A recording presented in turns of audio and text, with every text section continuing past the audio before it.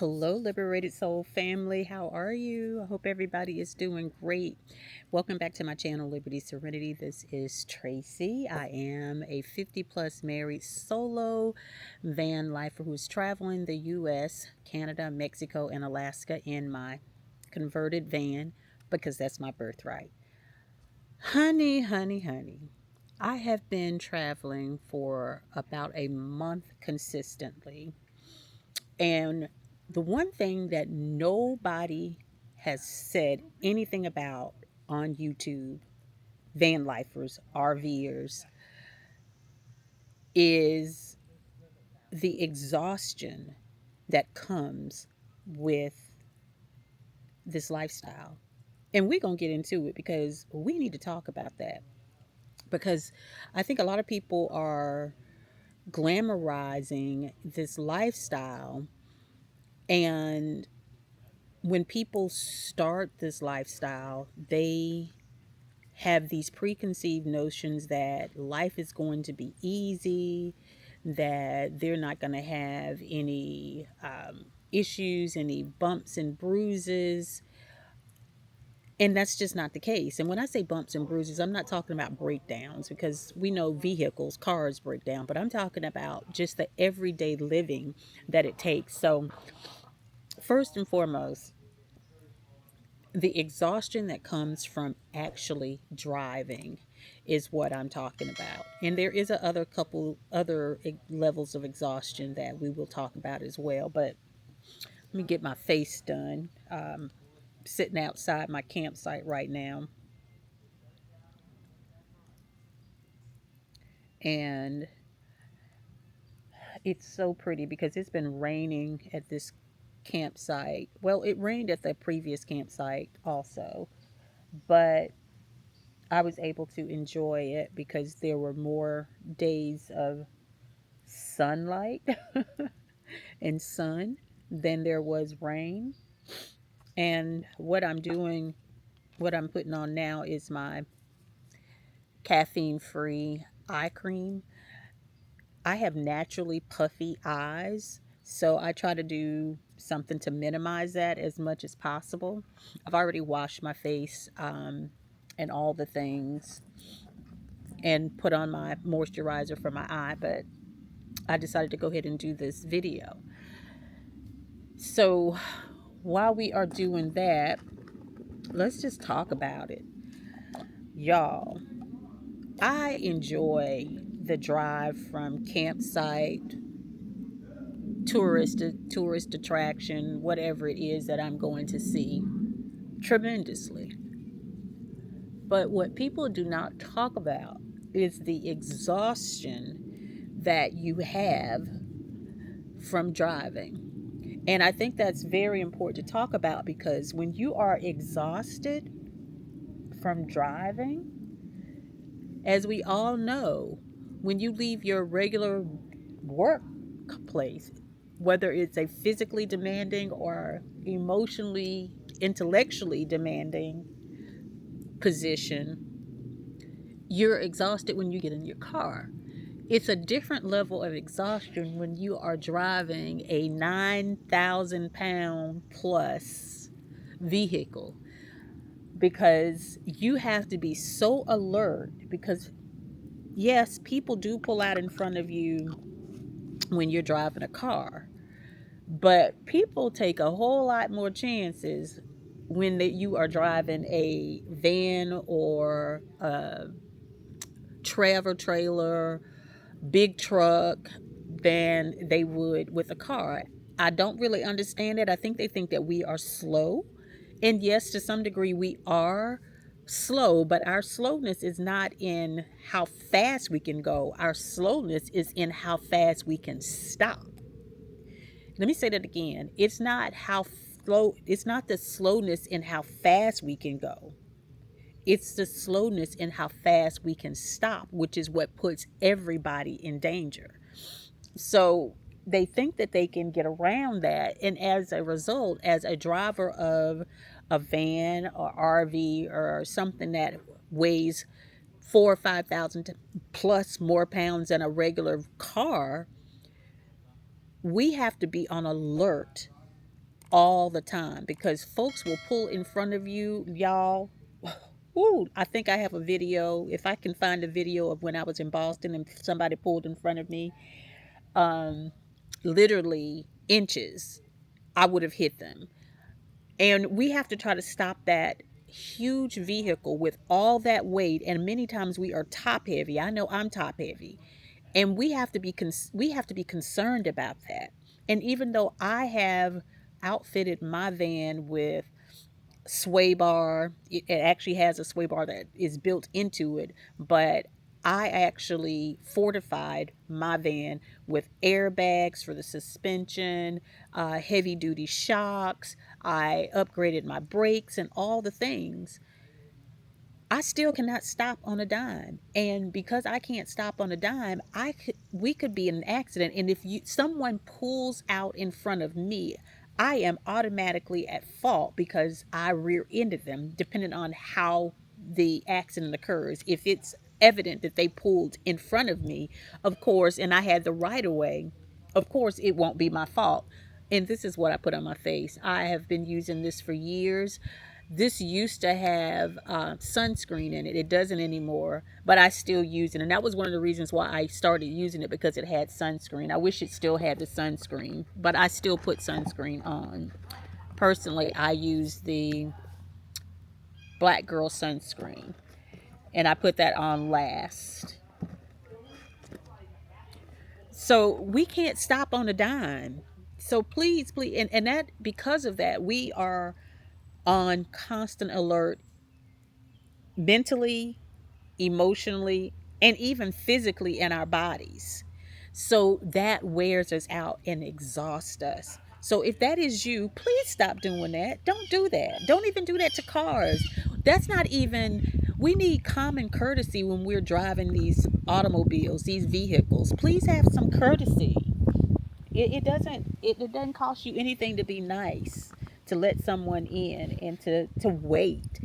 9 times out of 10, you ain't even trying to get to where you trying to go that fast. Most of us trying to get home and don't even want to be at home because we know what's waiting for us at home. I hate to say it, but that's true for a lot of people.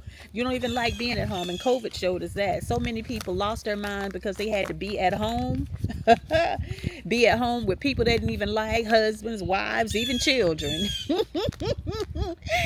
I hope I ain't stepping on no toes, but if the shoe fit, I'm gonna have to go get that bag. Hold on just a minute, because I'm getting ready. Some trash is getting ready to get away from me.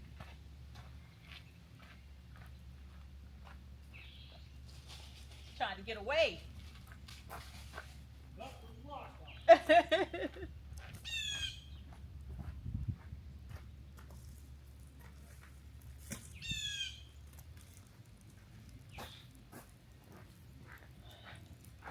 All right. Sorry about that.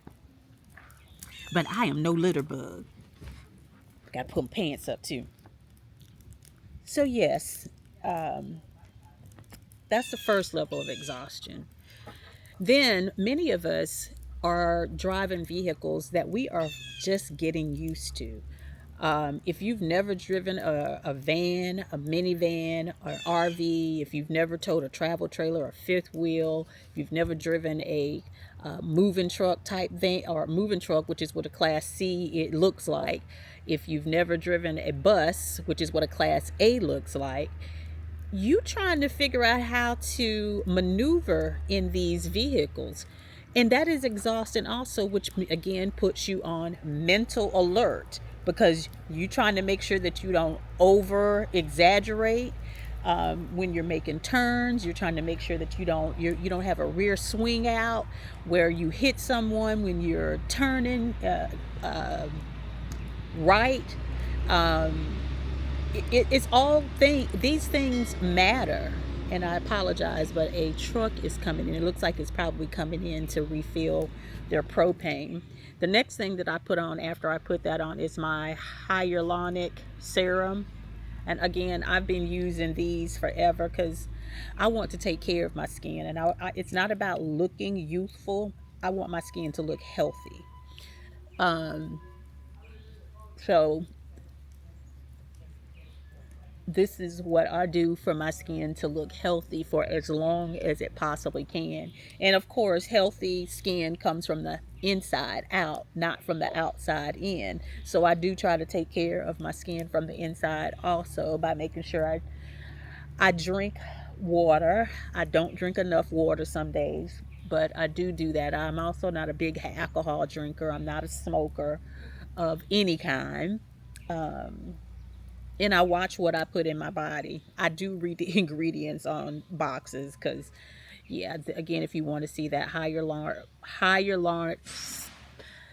serum, okay, it has jojoba oil, green tea, and some other stuff in it. I try to get the most natural products that I possibly can. Let that absorb for a little while. But yeah, we have to really be cognizant of that, because not everybody is used to driving big rigs, and what you may consider big is not what someone else considers big. So um, please give people the grace when you see someone driving, because you don't know if they're getting used to driving these types of these size vehicles. And again, the weight that these vehicles have, because many of these vehicles are built out with everything that a house has to some degree. And even if they're not, they still have weight because you're carrying everything that you own. Sometimes, in many cases, a lot of people are carrying everything that they own. So the weight also has something to do with whether or not you have the ability to maneuver it safely. And learning a vehicle takes time. Okay, so again, that can be exhausting. And I would say the other thing about living this lifestyle is that makes it so exhausting is you don't know the area that you're traversing, okay? You may know Interstate 95 goes from Florida to Maine. Um, you may know that, but that's not going to always be the route that you take, okay? If you're using Waze, Google Maps, or your Garmin, whatever navigational system, 9 times out of 10, most of us have not been on the roads that we're traveling, so we don't know what to anticipate. We are on alert, making sure that we are not hitting potholes. We are on alert, making sure that we don't miss exits, because we've never traveled these places before. So we are mentally exhausted from trying to stay alert. And that's the big part of it, being alert, so that you do not get yourself in a situation nor cause a situation for yourself, or someone else. So the ability to stay focused while you're driving, because you need to keep your eyes on the road. You need to be able to listen to your navigation system telling you which direction to go. And some of us are not adept at northwest, south, and east. Okay, it's just not that easy for us. I am one of those people.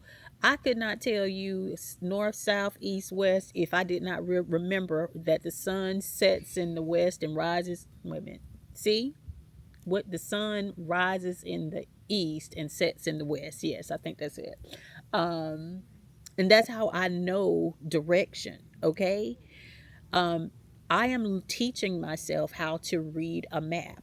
It is not easy. And here's the reason why I'm teaching myself how to read a map, because navigation systems can go down if you don't have access to internet. If the satellites go down, those navigation systems are going down. You need to know how to read a map. So again, we get exhausted because we don't know where we're going. And sometimes it can be tense. Yeah, there's a excitement in going somewhere you've never been, but there's also the fear of going somewhere that you've never been, because you don't know what to expect. You don't know if the people are going to be kind, if they're going to be generous, if they're going to be welcoming, if you're going to be othered. You don't know that. So the exhaustion that comes with the anticipation also is another thing that nobody talks about. People will just talk about the excitement, but if you stay on that high of the anticipation of getting to starting van life or getting to that next location, child, let me tell you, you'll be tired, okay? You'll be tired mentally, physically, emotionally.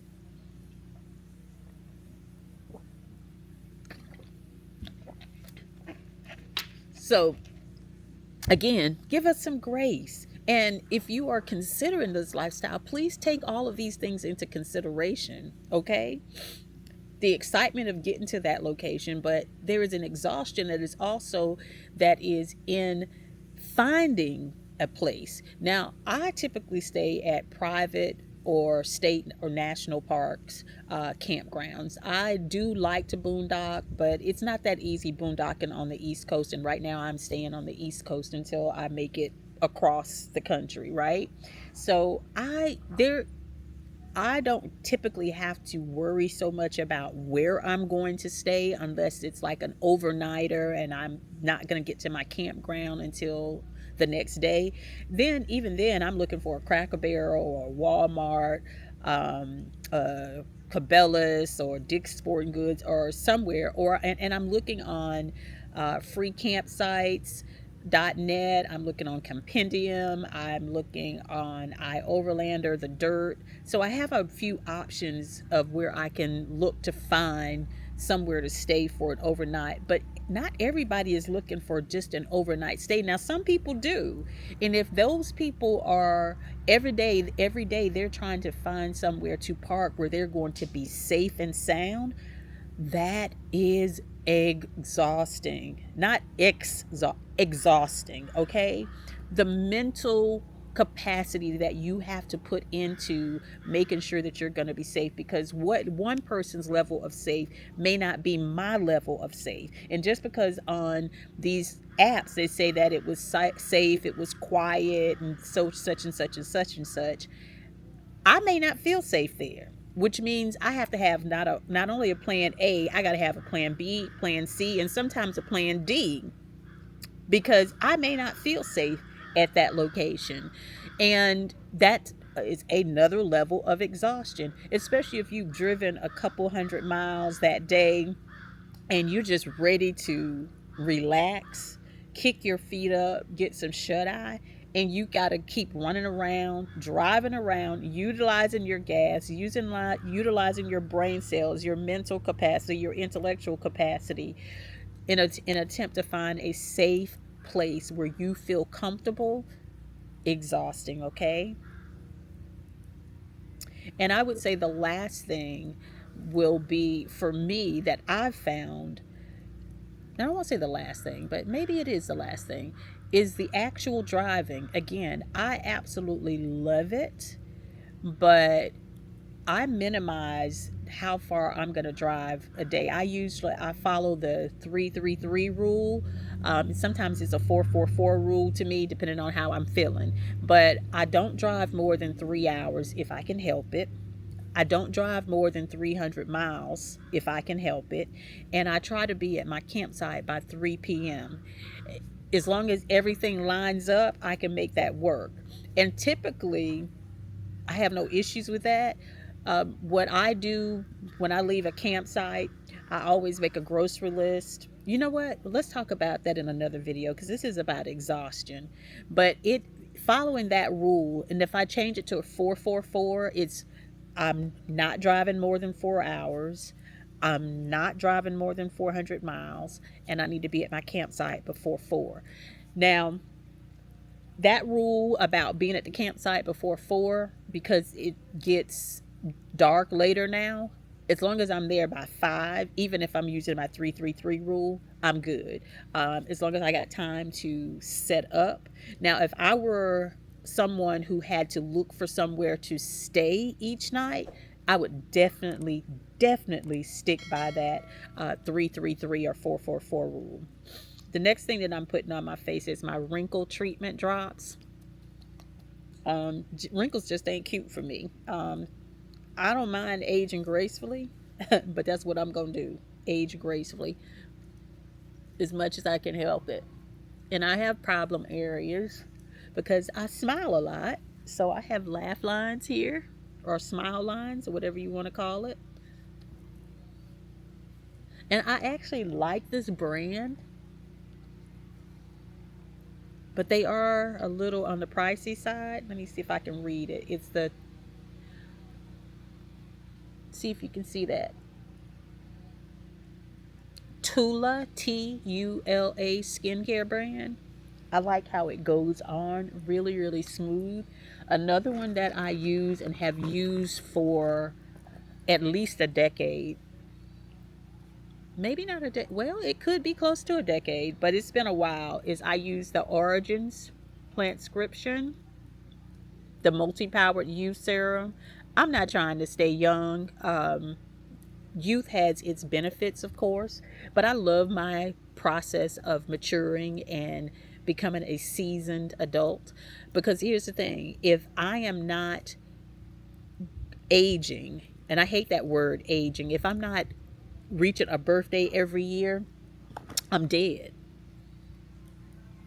So I don't know why people in this country have such an issue with aging, because if you're not having a birthday every year, aging, maturing, you're no longer here. So come on, aging. Come on, aging. Hey, I'm all for it because I have a lot of living to do, and I can't live it if I'm not alive. So, but I am going to make sure that I do everything I can to minimize um, premature wrinkles by taking care of my skin. And Tula is a vegan product line also, and most of the products that I use on my skin, my body period, are natural, vegan, very very or to little or no chemicals. I prefer no chemicals as much as possible. So baby girl, start making that soap again. If you're watching this. And the exhaustion that comes from setting up, I don't even have a lot to set up. I have to hook up my water. Not I don't always have to hook up my water if because I carry water inside my RV. I have a 46-gallon water tank. So usually when I leave one campground, I have made sure I have at least a fourth to a third of a tank, no more than half a tank, because water weighs 8 pounds per gallon. So I minimize the weight on my suspension as much as possible. And with a 46-gallon water tank, if I rode around with that, 46 times 8, that's almost 400 pounds extra on my rear end. We don't need that. Ain't that right? 46 times 8, 8, something like that. How much? Let me look that up. We gon' because I can't add while I'm talking. I can't multiply while I'm talking to y'all. Um, where's my calculator on this phone? But let's just be clear how much that weight that really is.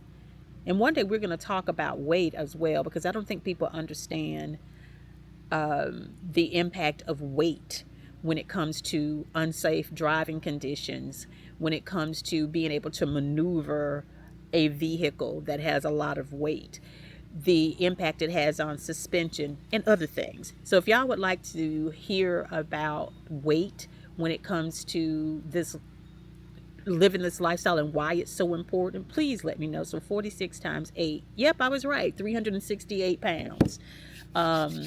So I don't necessarily have to connect, but if I do have to connect, which is one of the reasons why you need to get to your campsite or wherever you're going to be, if you have to set up so that you can do so while there is plenty of daylight, so you can see what you're doing, right?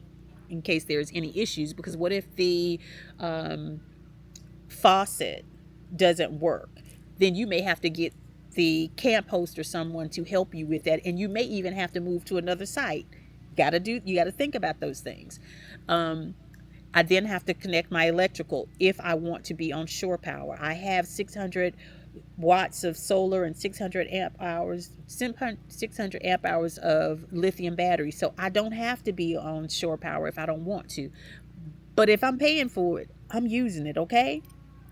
And then you have to set up. What if you want to put your mats out, your chairs out, your lights out?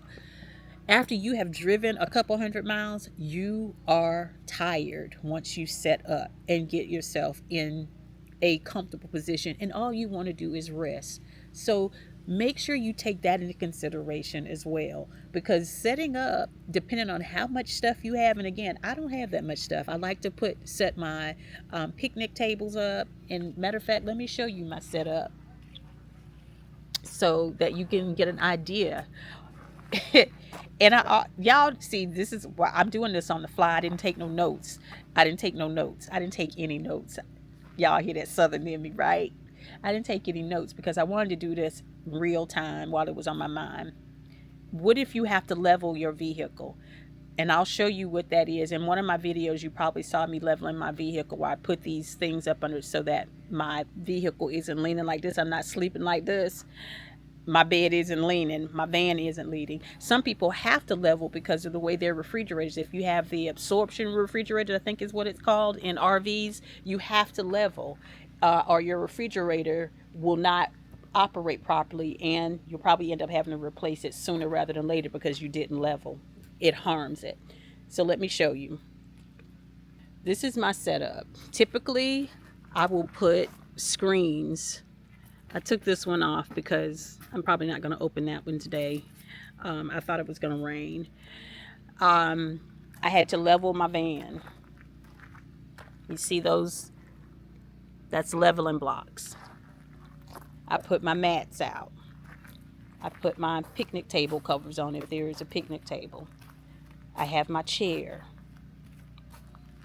I have firewood that I purchased. I have lights that light up. I don't know if you can see these. Let's see if you can see them.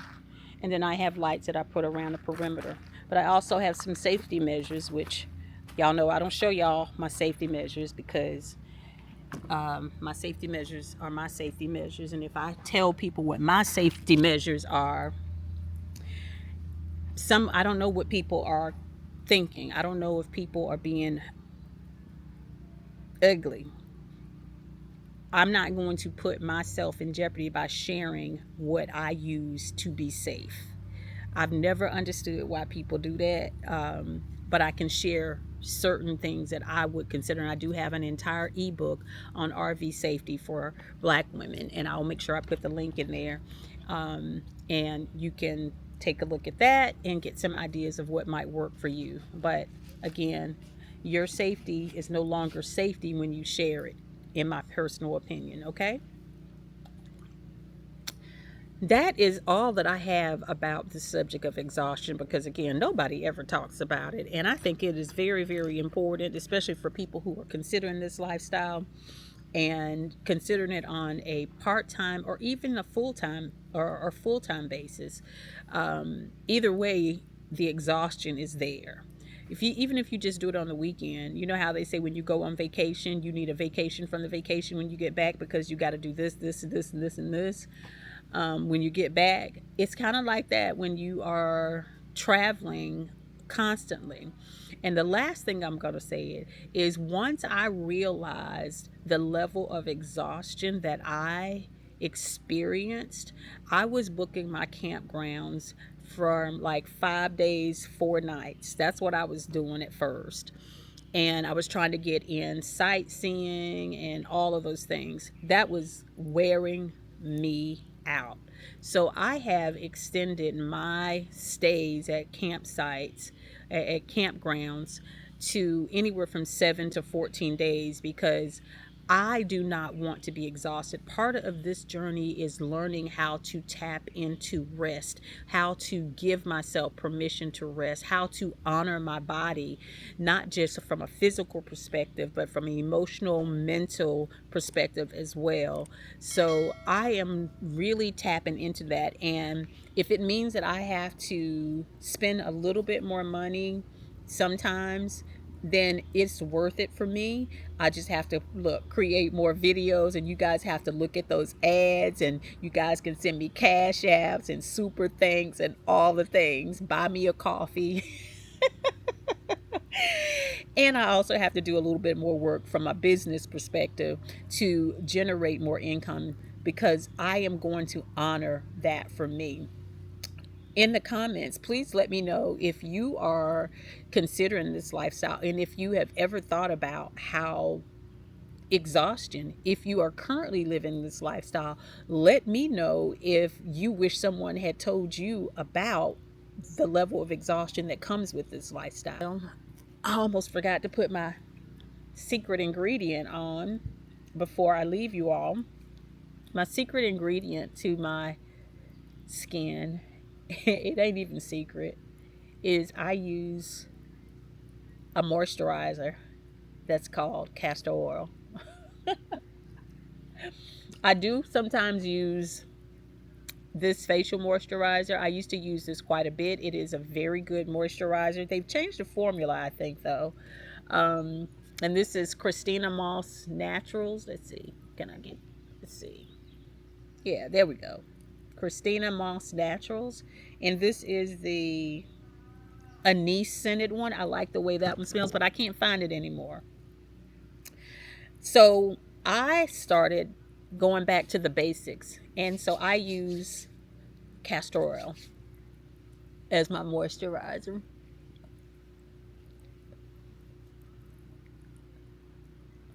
And I'm very careful with my eyes.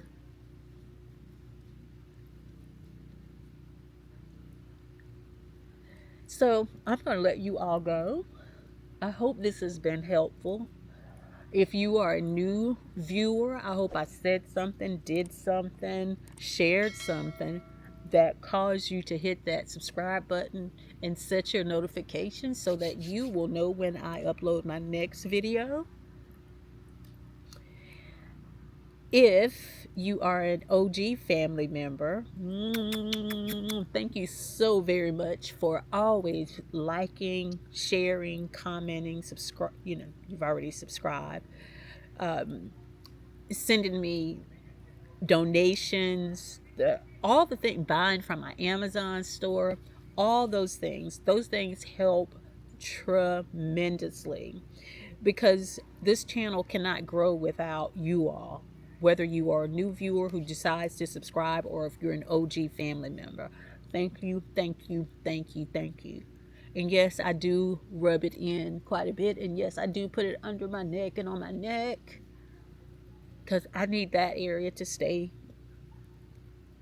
healthy and moisturized too. I will see you all in the next video. But until then, I'm going to need y'all to do me a solid and promise to do this. Continue to plant the seeds in your life and water those seeds that are going to continue to help you grow, thrive, and flourish, because that is the way that you get the opportunity to create and live the life that you desire and deserve. I believe in you. I know you can do it, and I want this for you as well. So make sure you do that for me, okay? I love you all. Take care.